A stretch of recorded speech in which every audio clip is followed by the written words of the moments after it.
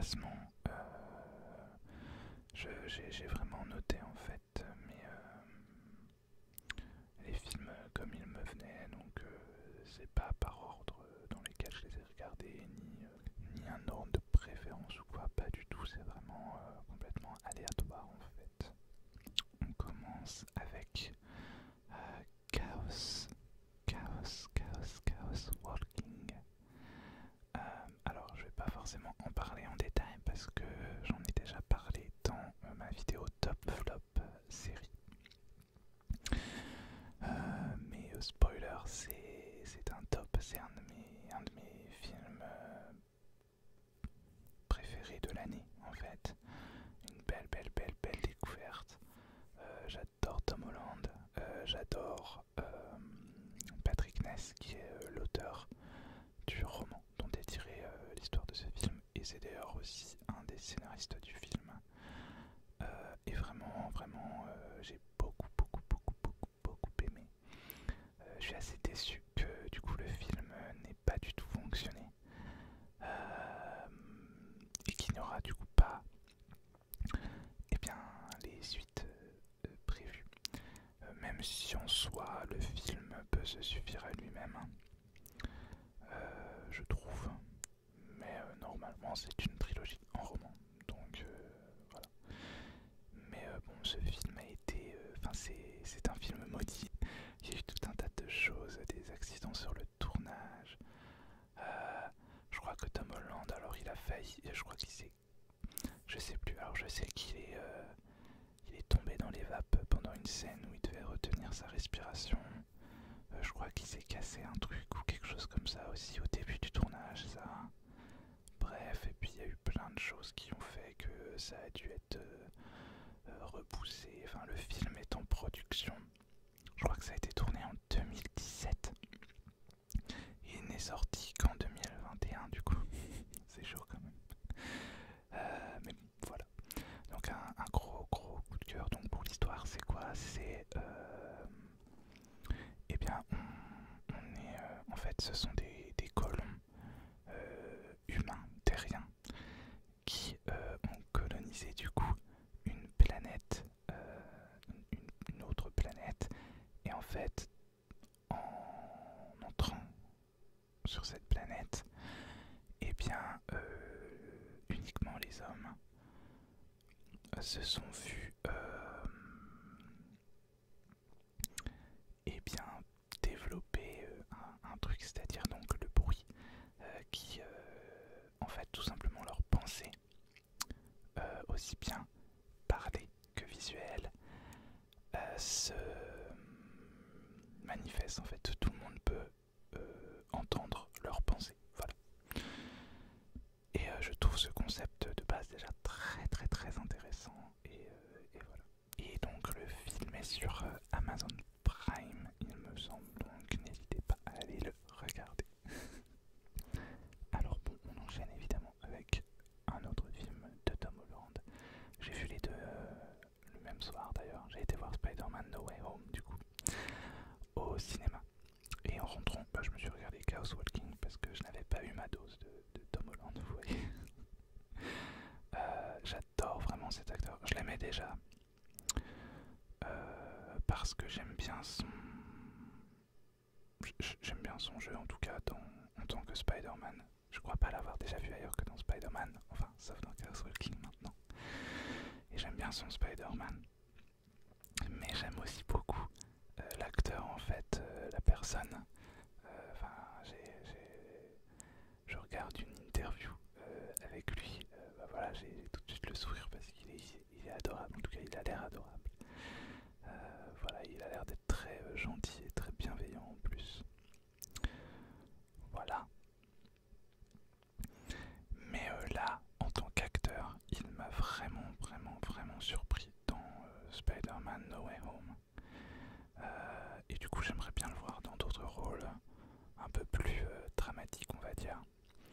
Parce qu'il m'a ému aux larmes sur certaines scènes, sans vous spoiler bien sûr, mais ouais, vraiment j'étais le premier surpris justement en mode waouh, mais c'est un putain d'acteur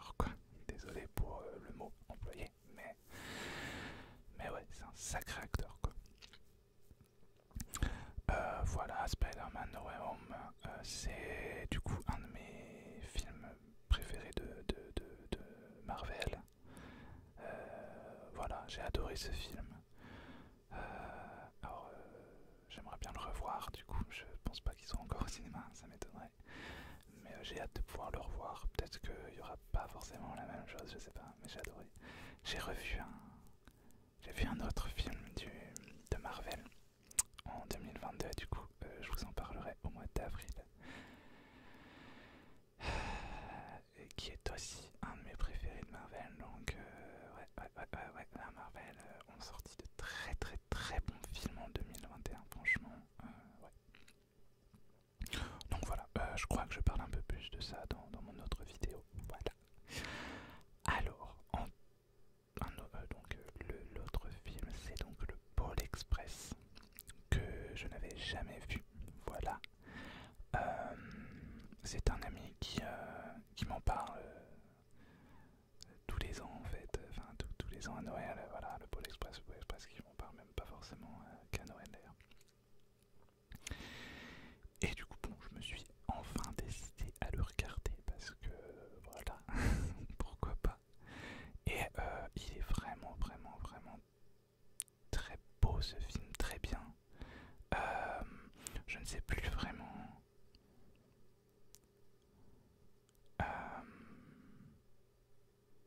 Je crois que je me suis posé. En fait, je pense aussi que c'est un peu le but du film, mais je sais pas. Il y a plein de choses que je me suis. Il y a plein de questions que je me suis posées en fait. Au niveau de l'histoire, du scénario, etc. Qui n'étaient pas forcément claires pour moi dans l'histoire. Mais j'imagine que c'est un peu l'effet recherché. Désolé, je ne trouve pas de position confortable. Qu'est-ce que je disais? Mon dieu, c'est quoi ma coupe de cheveux? Bref, qu'est-ce que je disais? Oui, il y a des choses, pas forcément que j'ai pas comprises, mais qui m'ont paru un peu floues. Mais bon, j'ai un souvenir assez vague en fait du film, c'est drôle. Euh, c'est assez drôle que j'ai pas de souvenir plus précis que ça.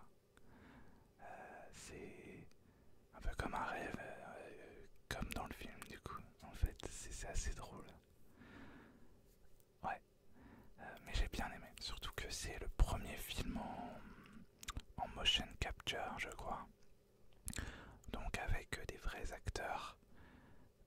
Donc c'est un film en 3D, mais ce sont des vrais acteurs qui capturent leurs mouvements avec voilà, les magnifiques combinaisons qu'on voit tout le temps dans les behind the scenes, etc. Et bien je trouve que ça a très bien vieilli quoi. C'est assez ouf de se dire, enfin voilà, il est magnifique visuellement en tout cas. Voilà, même si je sais plus. Là j'en garde un très bon souvenir en fait, mais je crois qu'à la fin du film j'étais un peu mitigé. Mais au final j'en garde un très bon souvenir, donc c'est l'essentiel. Oui, j'ai encore changé de position du micro. Alors on continue avec Cendrillon. Donc le Pôle Express c'est sur Netflix je crois. Donc avec Cendrillon, le Cendrillon de Prime Video. Avec je ne sais plus son prénom. Je l'adore en plus. Mince. Ça c'est fou. Hein. En fait, quand je tourne, j'ai déjà pas une mémoire. Voilà, surtout pas avec les noms, vous l'aurez remarqué, mais quand je tourne, j'oublie plein de choses. Je sais pas pourquoi. Dès que je sais que je suis filmé, etc. Bon. Je vous mets son nom là. Et donc c'est une réinterprétation moderne du conte de Cendrillon. Et je l'ai tout simplement adoré. C'est étonnant que je l'ai pas mis d'ailleurs dans mes top films parce que vraiment j'ai adoré ce film. J'ai adoré la modernité apportée. J'ai adoré la fin, notamment. Voilà, je ne vous spoile pas, mais j'ai adoré la fin. J'ai adoré les les acteurs, les personnages. Alors il y a plusieurs choses que j'aimerais mettre en avant. Déjà, ce sont... Alors c'est quand même une comédie musicale. Je m'y attendais pas forcément de base. Bon, après c'est Cendrillon, c'est voilà. Ce qui m'a beaucoup surpris, c'est que ce ne sont quasiment que des reprises. Je crois qu'il y a quelques-unes qui sont des textes originaux, mais la grande majorité, ce sont des reprises. Et ça m'a assez perturbé au début, parce que j'ai pas forcément compris le but. Enfin voilà, ça m'a... Je me suis dit c'est un peu feignant, entre guillemets. Et au final, mais pas du tout, parce qu'ils ont réussi à utiliser des chansons donc qui existent déjà, et en fait à faire en sorte qu'ils correspondent parfaitement à l'histoire. On pourrait croire que les chansons utilisées sont écrites pour le film tellement elles collent bien à l'histoire et tout. Et moi je trouve au contraire du coup que c'est très fort de leur part d'avoir réussi à faire ça, quoi. Je trouve ça ouf en fait. Ensuite, alors déjà, il y a... ah, je ne me souviens jamais de... Enfin, c'est pas que je me souviens pas de son nom, mais c'est... Je vais vous le dire comme il vient, donc c'est Indila Mendez. Je suis pas sûr que ce soit ça le vrai nom. Mais donc bref, c'est une actrice et c'est aussi la voix de la Reine des Neiges en VO. Et elle joue la méchante tante là, la marâtre. Alors déjà j'adore cette actrice, j'adore sa voix, j'adore son jeu, j'adore. Et j'ai adoré la réinterprétation de ce personnage. J'ai eu très peur qu'elle soit édulcorée. Et en fait, pas du tout. Et ils ont réussi l'exploit d'humaniser le personnage, de nous expliquer un peu pourquoi elle est aussi écrite. Mais en même temps, on est obligé quand même de la détester. Et on est obligé, enfin de la détester. On la déteste un peu moins quand on sait des choses. Mais elle reste méchante. Et elle reste... Enfin, l'essence du personnage est respectée, je trouve. Et pareil, je trouve ça très fort ce qu'ils ont fait avec ce personnage. Et puis le jeu d'Indila Menzel. Ouais, je crois que c'est Menzel, c'est pour ça. Bref, le jeu de l'actrice est vraiment incroyable. Et c'est Camilla Cabello, non, c'est ça, hein, l'actrice principale. Bref. J'ai vu énormément de critiques, énormément de gens qui n'aiment pas ce film. Et franchement, je ne comprends pas. Moi je l'ai trouvé génial, il est moderne, il est féministe, en plus il y a de la diversité partout, je trouve ça génial. Non, vraiment, gros coup de cœur pour ce film, très bonne réinterprétation du conte de Cendrillon. Voilà, j'ai rien d'autre à dire, c'était vraiment cool. Alors oui, ensuite j'ai vu le film Yeti et compagnie. Ça c'était sur Netflix je crois, c'est un film d'animation en 3D. J'ai adoré ce film. En fait on part du principe. En fait on a les Yétis, on a une communauté de Yétis qui sont dans leurs montagnes, etc. Et en fait le twist, c'est que c'est un peu inversé en mode les Yétis ne croient pas aux humains. Et du coup, il y a un des Yétis, le héros, qui lui croit aux humains. En plus, il a vu un humain. Et du coup, il va tout faire pour prouver que les humains existent, etc. Et enfin, ça va partir dans des trucs. Vraiment, j'ai adoré ce film. J'ai adoré le message de ce film aussi. Un message de tolérance, un message de... comment dire, de solidarité, c'est pas vraiment le mot que je cherche, mais voilà.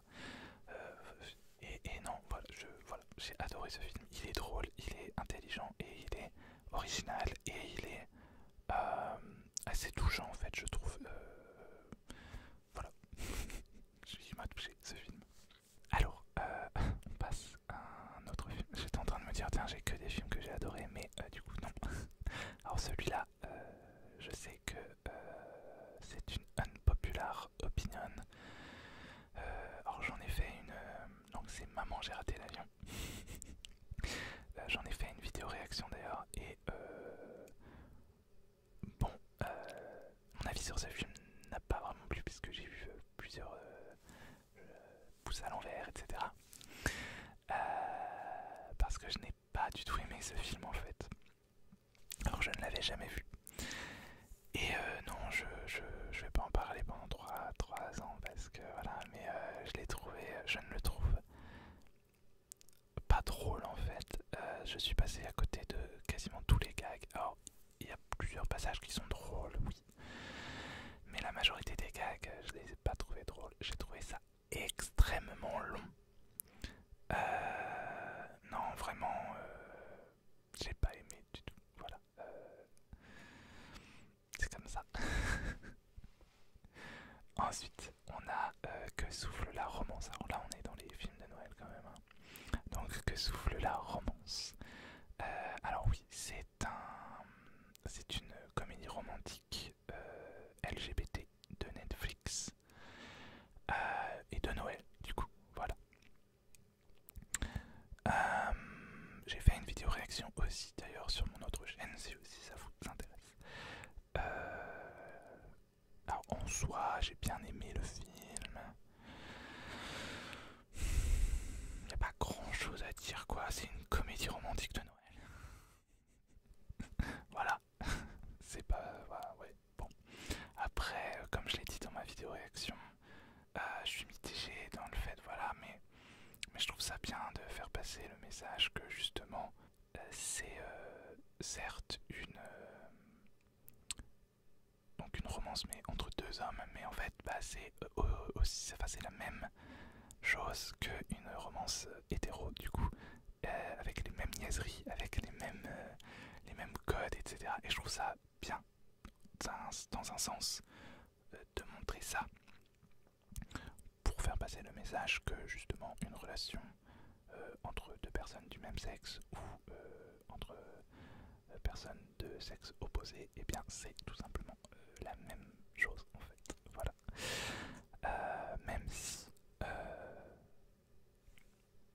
ces films-là montrent une version pas uniformisée de l'amour, alors que l'amour c'est voilà, chacun a un amour différent, je pense. Mais bref. Ensuite, on a David et les lutins, qui est un autre film de Noël, un film polonais. Et j'ai aussi fait une vidéo réaction sur mon autre chaîne. Alors, j'ai plutôt aimé ce film. Il n'y a pas de romance dans celui-là déjà. C'était assez original. C'est un lutin en fait qui perd la foi en Noël et qui va rencontrer donc un petit garçon David qui lui, bah, il a foi en lui et en la magie, en Noël, etc. Et j'ai beaucoup aimé ce film. Je l'ai trouvé un peu long. Il y a quelques trucs très ridicules dedans. Bon, pourquoi pas. Voilà. Mais j'ai bien aimé en soi. Voilà. Et j'ai bien aimé aussi, par exemple, on a la mère de famille qui au début c'est une... elle m'a saoulé dès le début, elle est écrite, elle est en mode ouais faut vous grandissiez là, machin. Et en fait, il y a un changement complet dans tout le film à la fin. C'est elle qui croit en la magie, c'est elle qui est en mode ouais, enfin j'ai adoré ce point du film. Alors, ensuite, donc c'était sur Netflix aussi. Ensuite, on a un autre film Netflix qui est Red Notice. Red Notice.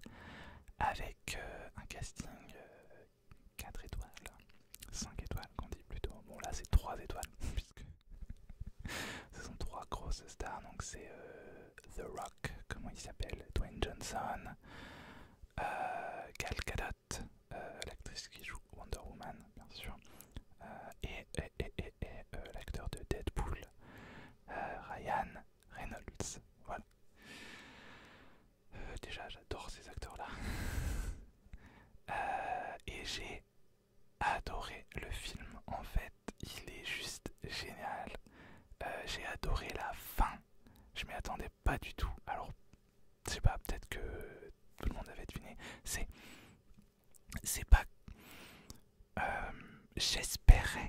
chose de similaire. Mais je m'attendais pas à ça et je m'attendais pas à ce qu'ils fassent ça, justement. À ce qu'ils aillent dans ce sens-là. Donc j'en fus très choqué et très content surtout. Voilà. Après, voilà, c'est sûr, c'est pas un film. Bon, enfin, je sais pas. C'est pas forcément un film qui fait réfléchir ou qui, voilà, mais c'est un film où on passe un bon moment, où on peut, bah voilà, juste passer un bon moment avec une bonne histoire quand même, des bons acteurs et des surprises et tout. Non, franchement, j'ai beaucoup aimé. Ah oui, d'ailleurs, en parlant de surprises, bon, c'est un petit spoiler, donc je vais pas en parler, mais bref, ouais, il y a des petites surprises rigolotes. Voilà. Alors, on passe à Luca. Donc, Luca sur Disney+, bien sûr. Gros coup de cœur pour ce film. Je crois qu'il est dans mon top film 2021 aussi. Franchement, j'avais limite pas envie de le voir. Au départ, j'avais vu les bandes annonces, etc. L'idée de base, je l'ai trouvée sympa. Mais il y a plein d'avis et de théories, enfin plein de discussions autour du film qui m'ont laissé un peu perplexe avant sa sortie. Hein. Donc en fait, je me suis fait un peu avoir en écoutant un peu des théories finalement. Alors que je suis sur la bande-annonce, donc c'était un peu débile. Et finalement, mais j'ai adoré. J'aimerais bien le revoir. Je sais pas si c'est forcément un film que j'aimerais revoir régulièrement. Mais en tout cas, mon premier visionnage, j'ai adoré. Voilà. Alors ensuite, j'ai regardé, ça c'était pour Halloween, bien sûr. J'ai regardé Casper. Casper, le gentil fantôme. Donc le film avec je ne sais plus son nom, mais c'est l'actrice qui jouait mercredi dans La Famille Adams. J'adore cette actrice.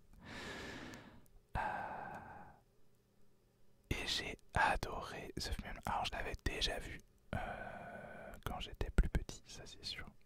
Mais je me souvenais pas que c'était aussi triste. C'est beaucoup trop triste comme histoire en fait. Surtout la fin et tout. Ouais. Oh là là. Bon. Après j'ai adoré. Et les effets spéciaux étonnamment. C'est le premier film. Voilà, pareil. Ça c'est le premier film. Casper qui a utilisé pour la première fois des personnages entièrement en images de synthèse. Et je trouve que c'est extrêmement réussi. Alors je sais pas si c'est parce que y a un ton un peu cartoon qui est donné au fantôme du coup, et que c'est pour ça que ça a bien vieilli. Parce que bah, c'est cartoonesque, donc c'est pas à vocation réaliste. Je pense que c'est ça, que ça aide beaucoup à ce que ça ait bien vieilli. Mais ouais, vraiment j'ai adoré l'histoire, les acteurs, tout, franchement, j'adore. Du coup, ensuite j'ai réussi à me procurer Casper et Wendy.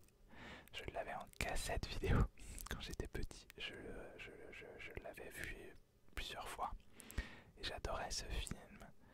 C'est un des premiers films avec Hilary Duff, je crois. Si ce n'est son premier film d'ailleurs. Et alors pour le coup celui-là, moi j'ai la nostalgie qui parlait.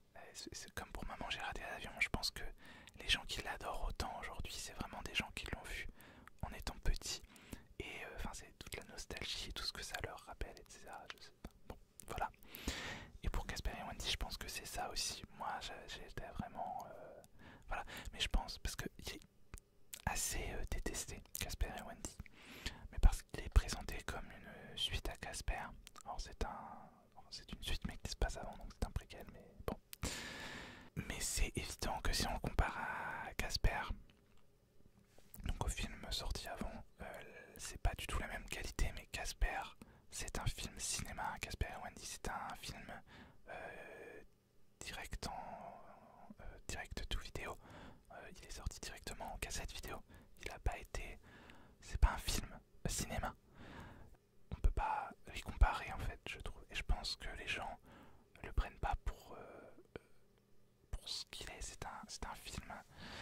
Euh, Casper et Wendy, c'est un film où il faut pas se prendre la tête, justement. C'est un truc. Enfin voilà, je sais pas. Je pense qu'il. Je sais pas, bref. Mais moi j'ai beaucoup aimé mon revisionnage en tout cas. Alors, évidemment, c'est pareil, c'est pas un film. Après, je comprends les gens qui n'ont pas aimé en comparant à Casper, parce que Casper c'est un film très. Je sais pas comment dire. C'est un film très adulte finalement, et profond. Voilà, c'est un film très profond. Alors que Casper et Wendy, c'est beaucoup moins profond, c'est beaucoup plus voilà, léger. Et c'est comme ça qu'il faut le prendre, je pense aussi. Voilà. Ensuite, ah oui. Alors là, on passe au film d'Halloween. C'est plus du tout le même délire. Bon, oui, en fait, j'ai rangé ça comme ça quand même. Parce qu'il y a eu les films de Noël, là, c'est les films d'Halloween. Alors, il y a eu Action ou Vérité. Action ou Vérité. Action ou Vérité. Avec, Tyler Posey, l'acteur de Teen Wolf, et Hale, je ne sais plus son prénom. Euh, Bref, l'actrice de Pretty Little Liars. Et bien étonnamment, j'ai beaucoup aimé ce film.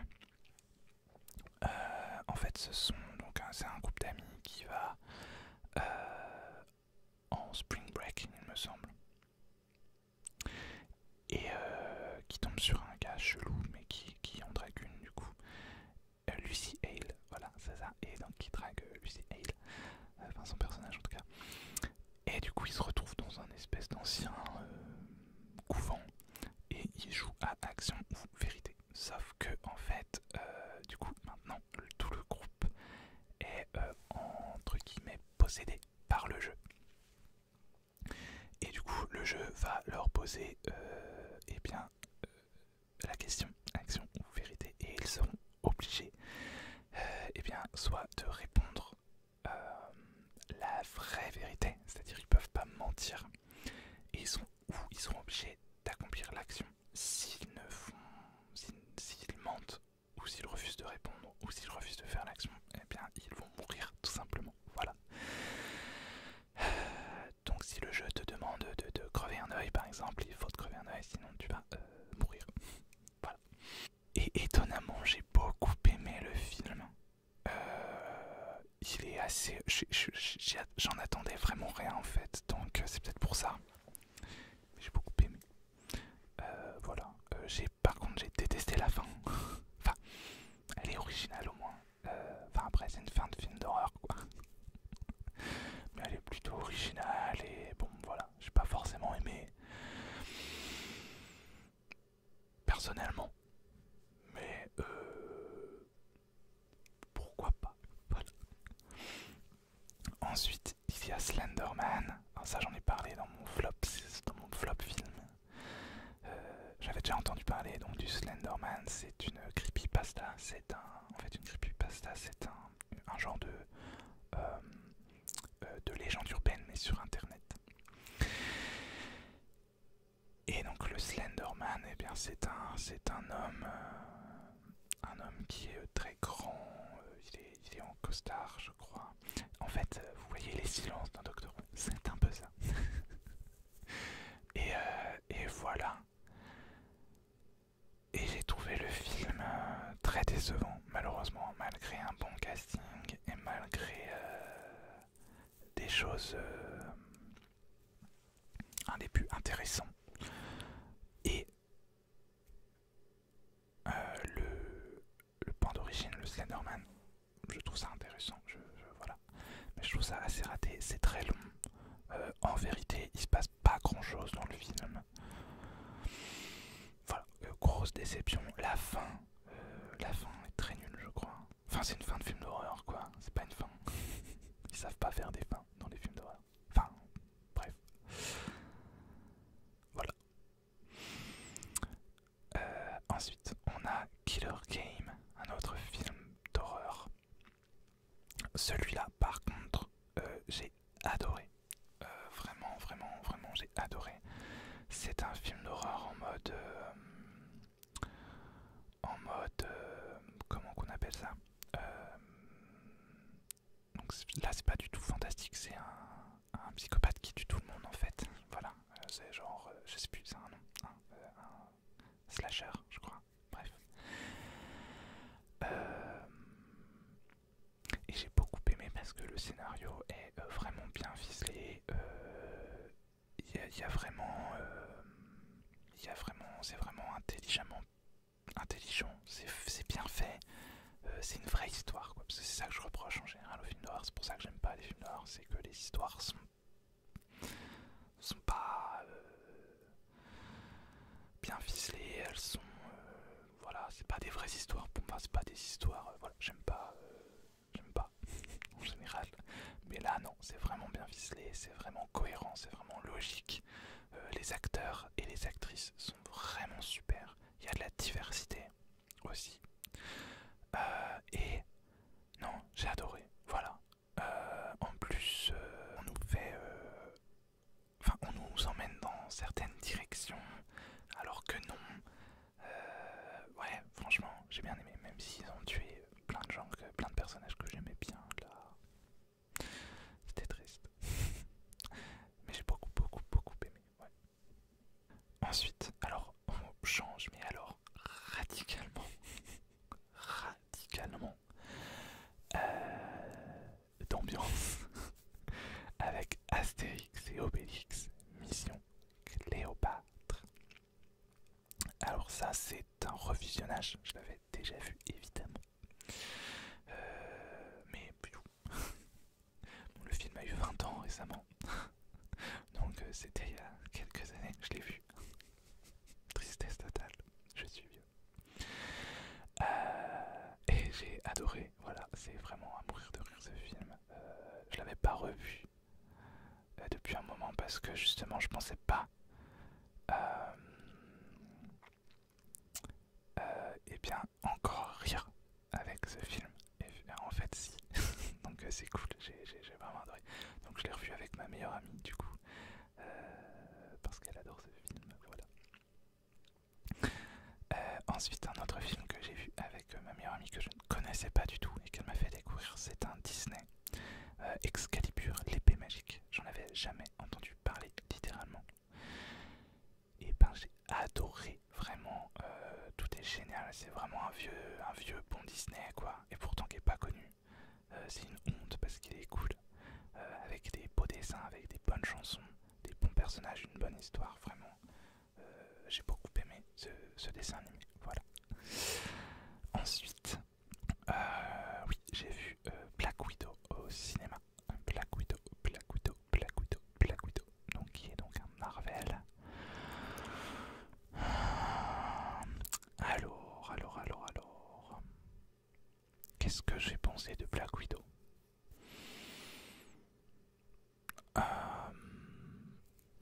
En soi, j'ai bien aimé, mais j'ai bien aimé, j'ai passé un moment sympa, j'étais voilà dedans, mais il est pas forcément oubliable, mais il est pas forcément utile surtout en fait, voilà, c'est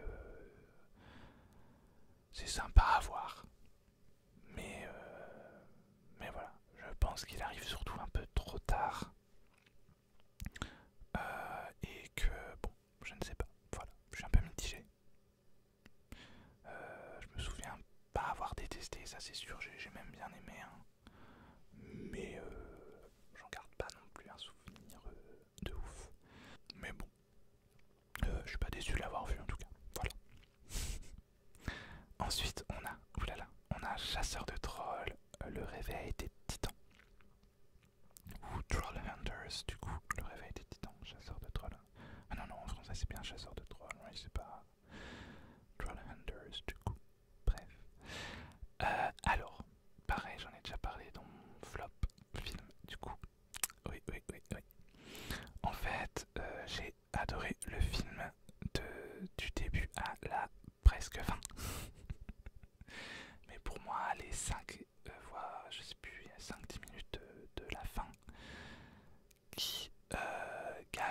absolument tout le film et pas que le film malheureusement. En fait, Chasseur de trolls, en fait ce sont les contes d'Arcadia, qui ça correspond à 3 séries en fait. Chasseur de trolls, le trio venu d'ailleurs et Mage et sorcier je crois, où tout se passe à Arcadia, une petite ville. Et donc on a des trolls, des aliens et des magiciens. Voilà. J'ai adoré les 3 séries. Sauf que le film, qui est censé donc clôturer l'histoire en... Enfin, c'est un genre Avengers d'Arcadia quoi. On réunit tous les personnages pour affronter la même menace, sauver le monde et finir l'histoire de toutes les séries. Sauf qu'en fait le final, sans vous spoiler non plus énormément, mais en fait le final remet en question absolument toutes les séries. En fait le final nous dit vous venez de regarder 3 séries, une centaine d'épisodes, un film de 2 heures. Et en fait tout ça non, c'était pour rien parce que finalement on va réécrire l'histoire ou bien enfin voilà, non. Et je supporte pas ce genre de choses. Ça peut être bien fait parfois, mais là c'est vraiment mal fait, j'ai vraiment pas aimé. Ah franchement, trop déçu quoi. Ouais, ça m'a... Voilà, c'est dommage, mais bon. Mais la première fin, parce qu'il y a 2 fins en fait à ce film. J'avais adoré la première fin. Elle était excessivement triste. Mais au moins, justement, ça consolidait le tout. C'était vraiment... je sais pas, c'était fort comme fin, je trouve. Et ils ont tout gâché, quoi. Ouais, trop déçu. Bref. Alors ensuite, il y a Retour au Bercail. Retour au Bercail, qui est un film Netflix. Alors, au départ, comme c'est un koala, je pensais que c'était un film de la franchise. Avec le koala là, il y a eu un film, je crois que c'est une série de base, une série animée pour enfants. Mais il y a eu un film il y a quelques années où Matt fait des vidéos, fait une voix d'ailleurs.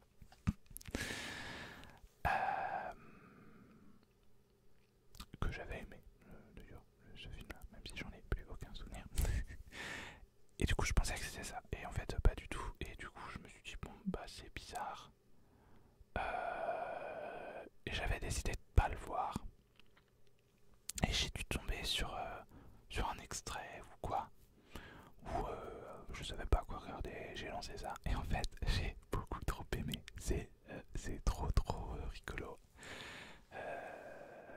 Bon, tous les animaux sont géniaux. Et en fait j'adore, c'est un gros message pareil de tolérance et de... alors après, enfin, évidemment, en fait ça parle d'animaux dans un zoo.